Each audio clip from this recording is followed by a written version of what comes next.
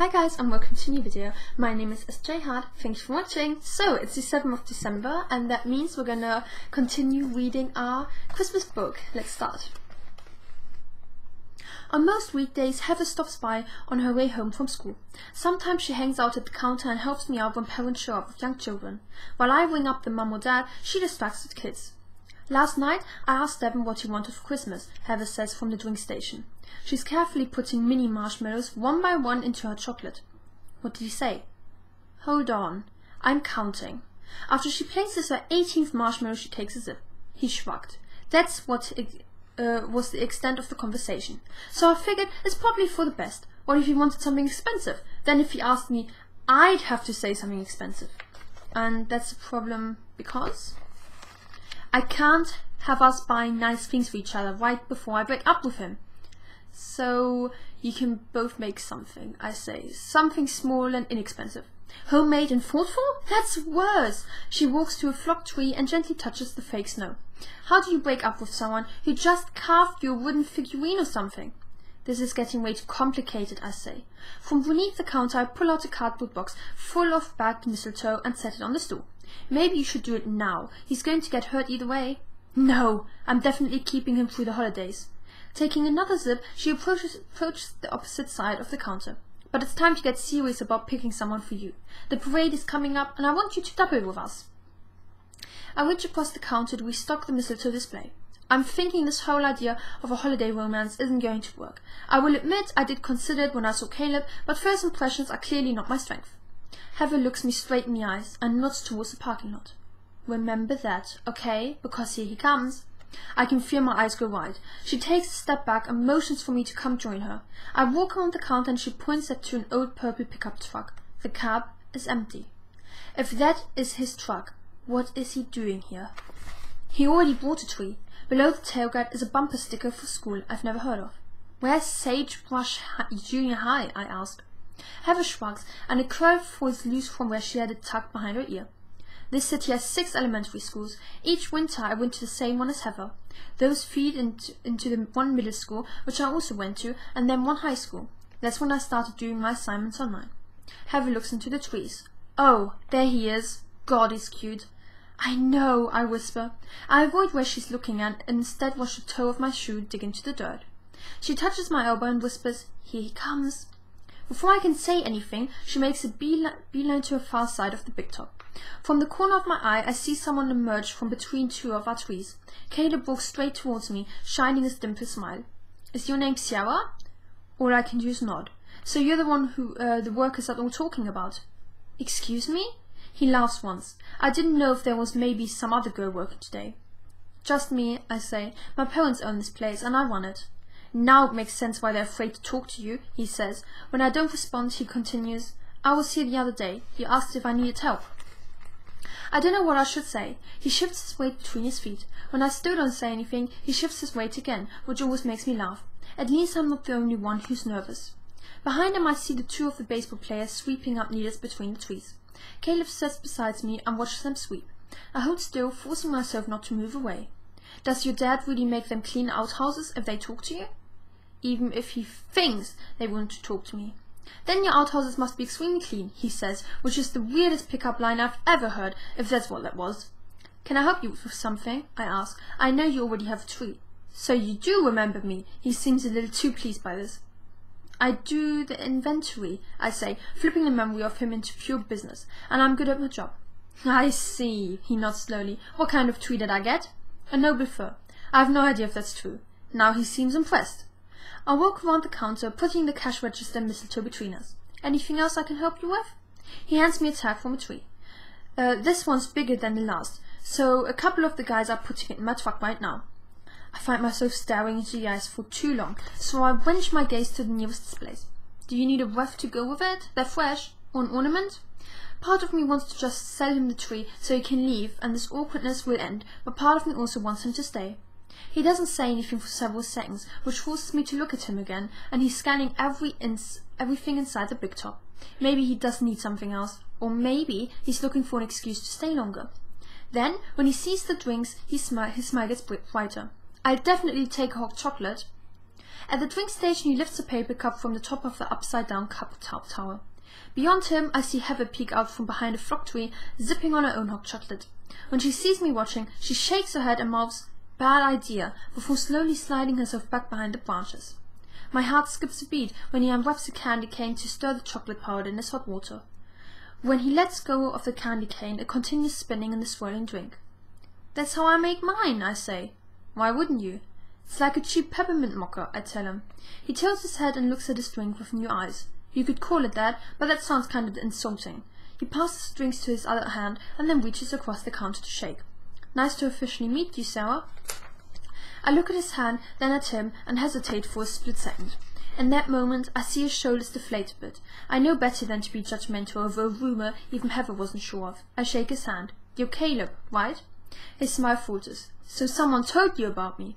I freeze.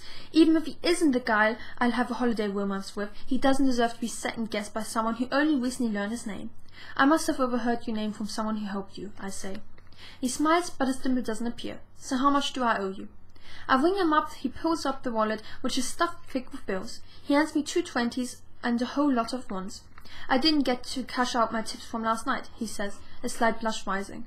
The dimple pushes deep into the cheek again. It takes pure willpower not to ask where he works, so I can accidentally on purpose drop by. "We can always use more ones," I say. I count out the singles and hand him back 50 cents in change. He puts in the coins in his pocket, and the blush disappears. His confidence back. "Maybe I'll see you some more before Christmas."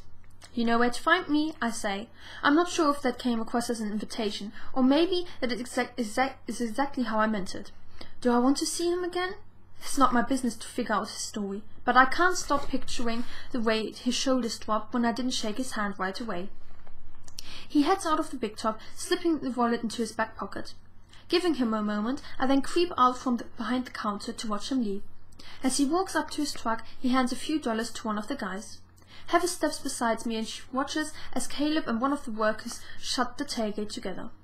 "From my perspective, that looked awkward for both of you," she says. "I'm sorry, Sarah. I shouldn't have said anything." "No, there's something there," I say. "I don't know how much is true, but that guy's carrying some sort of baggage." She looks at me with a vaulted eyebrow. "You're still into him, aren't you?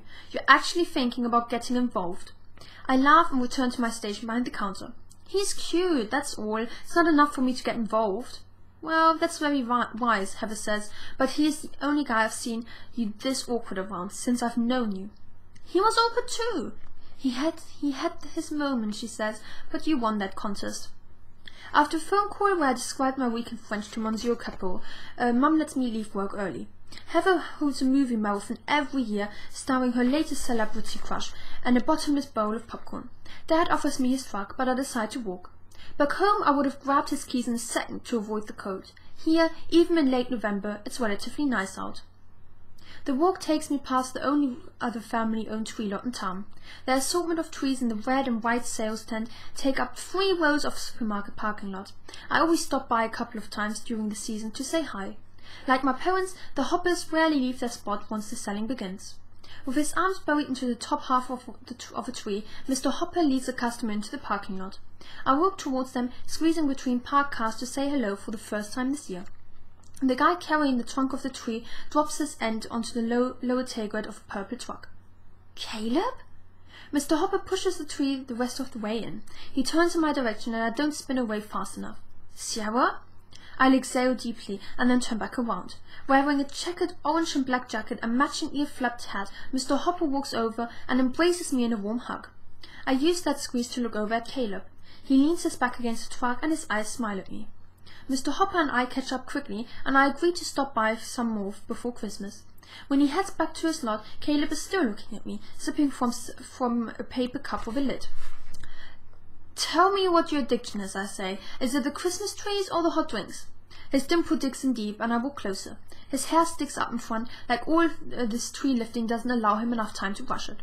Before he answers my question, Mr. Hopper and one of the workers drop a second tree into Caleb's truck. Caleb looks at me and shrugs. "Seriously, what is going on?" I ask. He nonchalantly lifts the tailgate shut, as if finding him at another tree lot isn't extremely odd. "I'd like to know what brings you here," he asks. "Are you checking out the competition?" "Oh, there's no competition at Christmas. time, I say.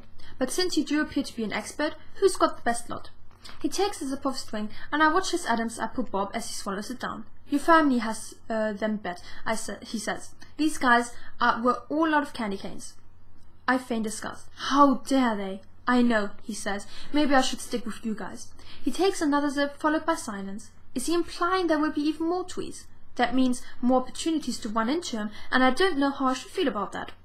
What kind of person buys this many tweets in a day, I ask, or even in a season? To answer your first question, he says, I'm addicted to the hot chocolate. I suppose if I have to have an addiction, it's not the worst one.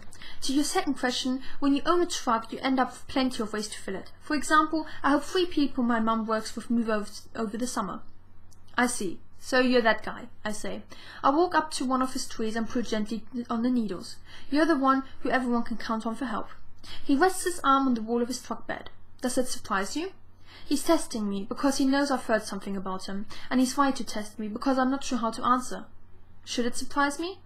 He looks down at his trees, and I can tell he's disappointed that I dodged the question. I assume these trees aren't all for you, I say. He smiles. I lean forward, not sure if I should be doing this, but also feeling compelled. Well, if you plan to buy any more, I know the owners at the other lot fairly well. I think I can get you a discount. He takes out his wallet, again stuffed with $1 bills, and pulls out a few singles. Actually, I've been there 2 times since I saw you hanging that parade sign, but you were out. Was that an admission that he had hoped to see me? I can't ask that, of course, so I point to his wallet. You know, banks will let you exchange all those ones for something bigger. He turns the wallet over in his hands. What can I say? I'm lazy. At least you know your flaws, I say. That's healthy. He shoves the wallet in his pocket. Knowing my flaws is one thing I'm good at. If I were bolder, I would use that as an opening to ask about his sister, but a question like that could so easily send him into his truck driving away. Flaws, huh? I take a step closer to him. Buying all these trees and helping people move, you must be at the top of Santa's naughty list. If you put it that way, I guess I'm not at all bad. I snap my fingers. You probably consider your sweet tooth a major sin. No, I don't remember that one being mentioned in church, he says, but laziness has been, and I am that. I still haven't replaced the comb I lost a few months ago. And look at the results, I say, eyeing his hair. That's almost unforgivable. You may need to pursue elsewhere for discounted trees. Pursue, he says. I mean, it's a good word, but I don't think I've used it in a sentence before. Oh, please, don't tell me you consider that a big word. He laughs, and his laugh is so perfect I want to continue drawing it out of him. But this comfort in our teasing isn't good. Regardless of how cute he is, or easy to joke with, I have to remember Heather's concern. As if he can see the thoughts turning in my mind, his face turns resentful. His gaze falls back to the trees. What? He asks. If we keep running into each other, there will always be a conversation, this rumor hanging over us. Look, obviously I've heard something. The words dry up in my throat, but why do I need to say them? We can just go back to being customer and the tree girl. This does not need to come up. You're right. It's very obvious, he says. It always is. But I don't want to believe it if... He pulls his keys out of his pocket and still won't look at me. Then don't worry about it. We can be nice to each other. I buy my trees from you, but... His jaw clenches. I can tell he's trying to raise his eyes to look at me, but he can't. There's nothing more I can say. He hasn't told me that what I've heard is a lie. The next words need to come from him. He moves to the cowboy's truck, gets in, and pulls the door shut. I step back. He starts the engine, and then gives me a small wave as he drives off. Well, that was it for today. I hope you guys liked it, and tomorrow we'll find out what happens. So, bye!